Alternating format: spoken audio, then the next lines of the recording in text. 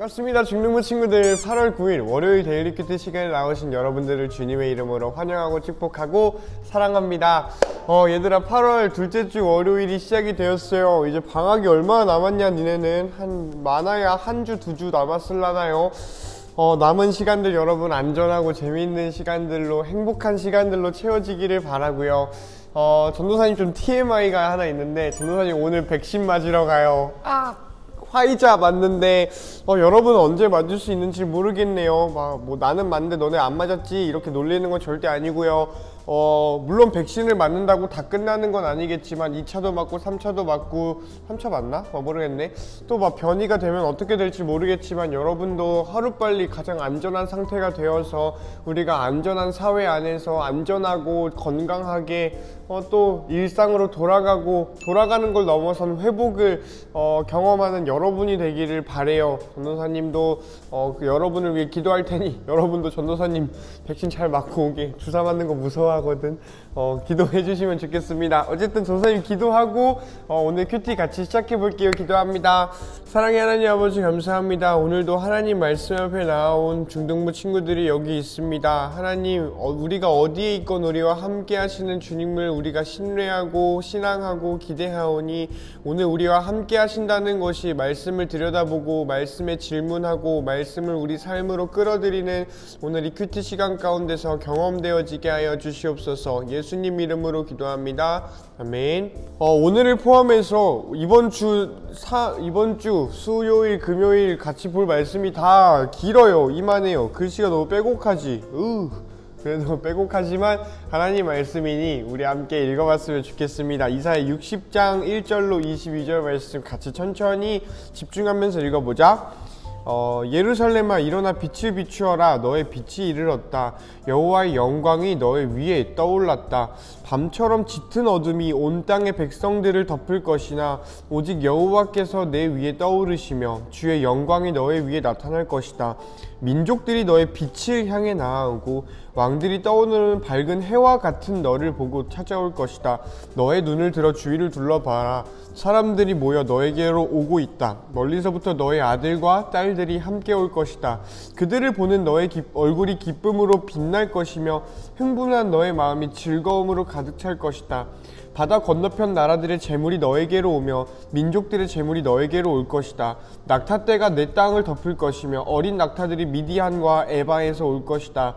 사람들이 스바에서 금과 향을 가져오고 여호와께 찬양의 노래를 부를 것이다. 게달의 모든 양떼가 다 너의 것이 되며 느바요의 순양들이 너에게로 올 것이다. 그것들이 내 제단 위에 받을 만한 제물이 될 것이다. 내가 내 아름다운 성전을 더 아름답게 할 것이다. 구름대처럼 너에게 몰려드는 이 사람은 누구인가? 자기의 보금자리를 찾아 날아오는 비둘기들처럼 몰려오는 이들은 누구인가? 바다에 사는 사람들이 나를 기다린다. 다시스의 배들이 먼 곳에서 너의 자녀들을 데리고 가장 먼저 은과 금을 싣고 온다. 이스라엘의 거룩하신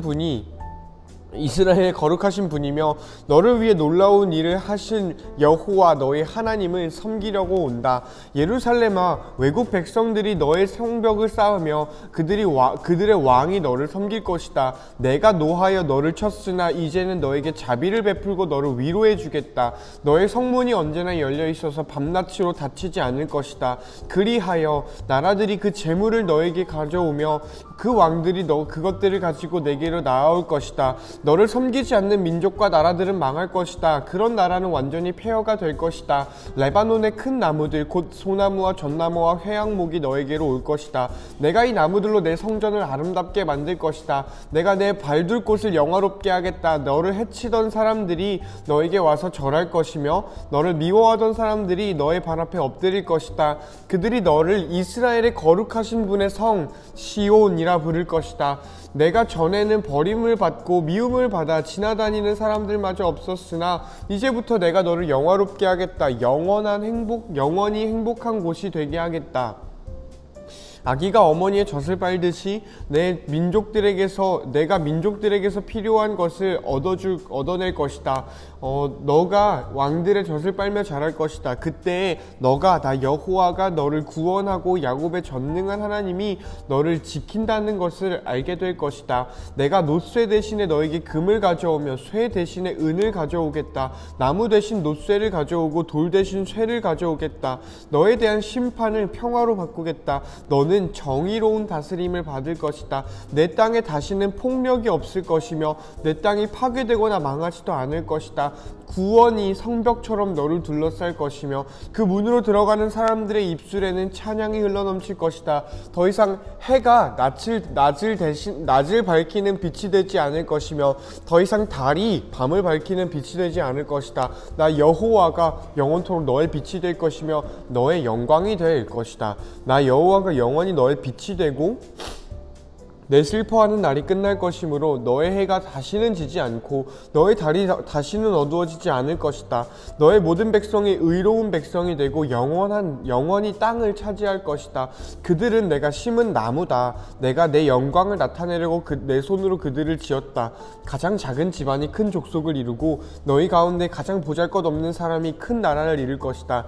나는 여호와다. 때가 되면 내가 서둘러 이 모든 일을 이루겠다. 아멘. 너무 길었죠.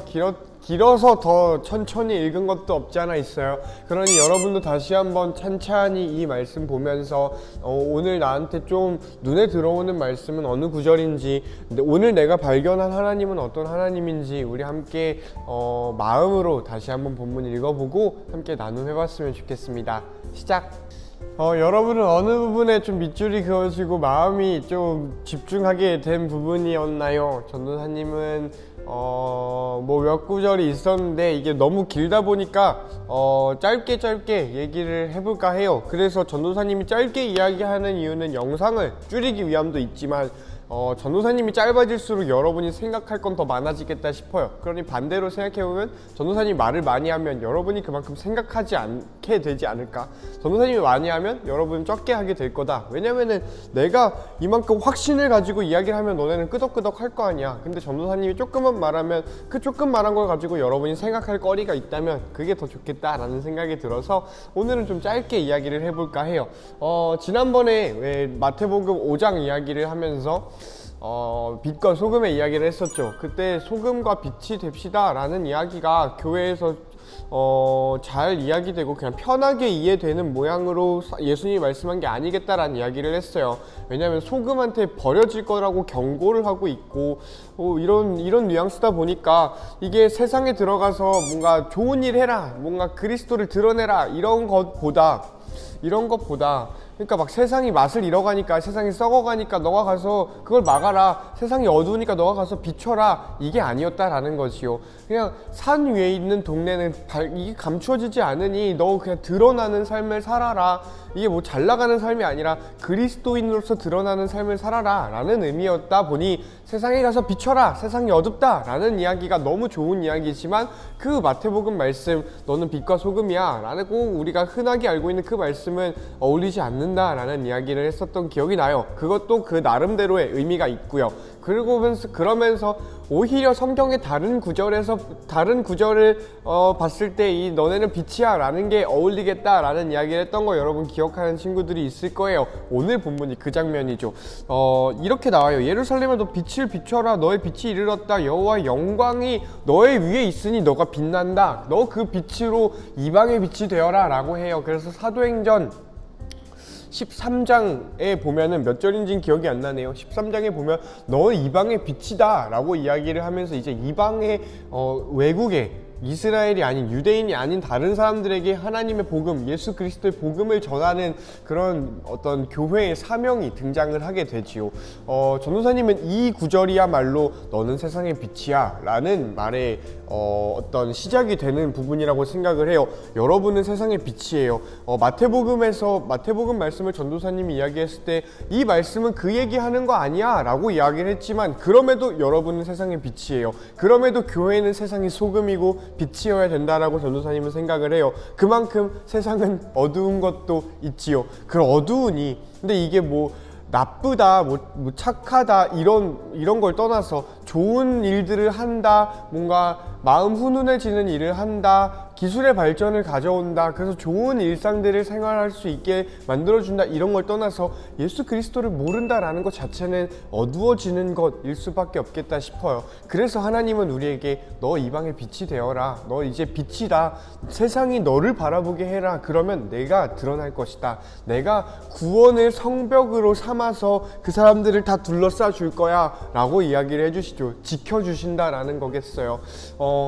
그러니 이거 참 우리가 붙들을 만한 붙들어야 될, 전도사님이 붙들어야 될 말씀이겠다라는 생각이 들고, 여러분의 정체성에, 우리 그리스도인들의 정체성에 이 말씀이 새겨지면 좋겠다라는 생각을 해요. 그러면서 이게 부담이 될 수 있는 친구들이 있겠다 싶기도 해요. 전도사님은 항상 부담이 많거든요. 이것 또한 어떤 부담으로 다가오기도 했어요. 아, 내가 하나님 백성으로 살아야만 하는구나 라는 어떤 압박감이, 어떤 그런 종교적 올바름이라고 해야 될까요? 그런 게 이렇게 전도사님한테는 다가왔다라는 것이 있었지요. 그러다 보니 전도사님은 좀 그런 부담감을 가지고 있다 보니, 혹시 여러분 중에도 전도사님이랑 비슷한 그런 부담감을 가지고 있을 친구들이 있을까봐 이야기를 하는 것은 뭐냐면은 부담 가지지 말자라는 거야. 왜냐면은 우리가 빛이 되는 건 가장 자연스러운 것이기 때문이야. 여기 이렇게 나와요. 너가 빛이 됐다가 아니라 너의 빛이 이르렀다 라고 해요. 너의 빛이 이르렀다, 너가 빛이 됐다, 이게 아니라 너가 빛이 되었음이 다가왔어 라는 것이요. 왜냐하면 여호와의 영광이 너의 위에 있기 때문이래. 이거 말이 좀 어려워요. 평상시에 하는 말이 아니기 때문이죠. 뭐 이르렀다 라는 말이 평소에 쓰지 않는 말이에요. 그래서 다가오진 않지만 대충, 야, 너 세상에 빛이 돼야 되니까 너를 갈고 닦고 잘나게 돼서 빛나, 그래서 빛이 되라, 이게 아니라요. 하나님의 영광이 너랑 지금 함께 하니까 자연스럽게 너가 빛이 되었어. 자연스럽게 너한테 있어야 할 하나님의 빛이 다가왔어. 그러니 이 빛 가지고 나가자 라는 거지요. 우리가 그리스도인으로서 예배하며 소망하며 환대하며 살 때 우리는 자연스럽게 빛을 드러낼 거야. 그러니 부담 가지지 말자. 우리가 빛이 돼야 돼, 빛이 돼야 돼, 빛이 돼야 돼. 마치 세상에서 1등 해야 돼, 1등 해야 돼, 1등 해야 돼. 좋은 대학 가려면 좋은 고등학교 가야 되고, 내가 지금 제2외국어를 뭘 선택을 해야 되고, 이런 게 아니라요. 이렇게 부담을 가지면서 전략적으로 들어가야 돼, 전략적으로 빛이 될 준비를 하는 게 아니라요. 우리는 그리스도인으로서 마땅히 살아간다면 자연히 그 빛이 될 것입니다. 이게 다른 말로 하면 좁은 길 가다 보면, 그 꽃길 가다 보면 우리는 그리스도인으로서 살아가게 되는 것이지 않을까라는 말이 전도사님은 좀 다가옵니다. 전도사님한테 좀 그런 묵상이 있었고요. 있었어요.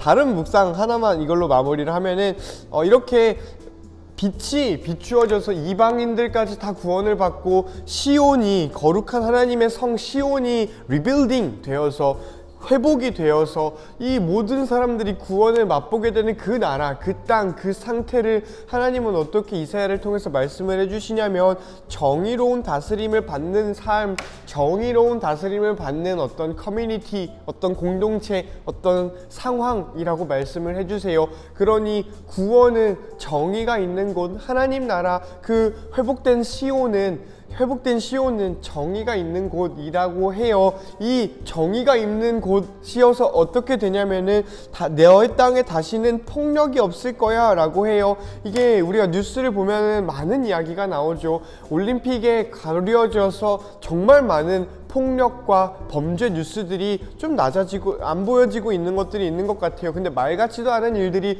우리에겐 계속해서 있고요. 이거 뭐냐면은, 반대로 생각할 수 있는 것은 뭐냐면은, 환대하지 않기 때문에 폭력이 있는 거예요. 환대하지 않기 때문에 폭력이 있다라는 것은, 폭력이 없는 것에서 더 나아가면 사랑이 생기는 것이고, 그 사랑이 있는 것은 환대가 있는 것이겠다 싶어요. 그러니 정의로운 다스림을 받는다라는 것은 말 같지도 않은 폭력 들이 다 무너지고, 그 죄와 사망의 권세가 무너지고, 거기에 사랑의 권세, 사랑의 능력인 환대가 너가 이웃을 사랑하는 것, 또 이웃이 너를 사랑하는 것, 그로 인해 기뻐하고 우리가 사랑함을 통해서 하나님의 영광이 이 땅에 드러나는 것, 이게 드러나는 것이 아닐까라는 생각이 좀 들어요. 그러니 이거 여전히 전도사님한테는 소망이에요. 하나님 나라는 전도사님한테 그래서 소망이에요. 환대가 있고 정의가 있고 폭력이 없고 하나님의 구원하심이 드러나고 내 피부로 경험이 되어지는 세상, 하나님이 날 구원했대, 이게 경험되어지는 세상, 이거 우리의 소망이 될 수밖에 없겠다라는 생각이 개인적으로 있어요. 여러분에게도 이 소망이, 하나님의 이 구원하시는, 하나님의 환대하시는, 하나님의 환대를 받아서 우리 모두가 환대하는 그 회복될 하나님 나라를 우리 함께 소망하는 신앙을 가지면 좋겠다라는 생각이 전도사님의 묵상이고요. 미안합니다. 짧게 한다고 했는데 오늘도 길게 했어요. 말을 하다 보니까 좀 정리가 안 되어 있어서 그런지 계속해서 길어지는 것 같네요. 어쨌든 전도사님이 여러분과 나누고 싶은 것은 이거였어요. 그냥 우리 함께 이 하나님 소망해보자. 세상에 소망할 만한 것들이 있겠죠. 좋아 보이는 거 있겠고 내 눈길을 둘 만한 거 있겠어요. 그런데 그거 우리가 필요한 만큼 바라보는 것 필요하다라고 전도사님도 생각해요. 그런데 우리의 생명을 하나님께 두었으면 좋겠어요. 우리의 진짜 근본적인 본질적인 삶의 목표를 하나님 나라에, 하나님의 환대하심에, 이 꽃길을 걸음에 두는 저와 여러분 되면 좋겠다라는 도전을 드리면서 오늘은 인사해 볼게요. 안녕. 더운데 조심하고 안녕.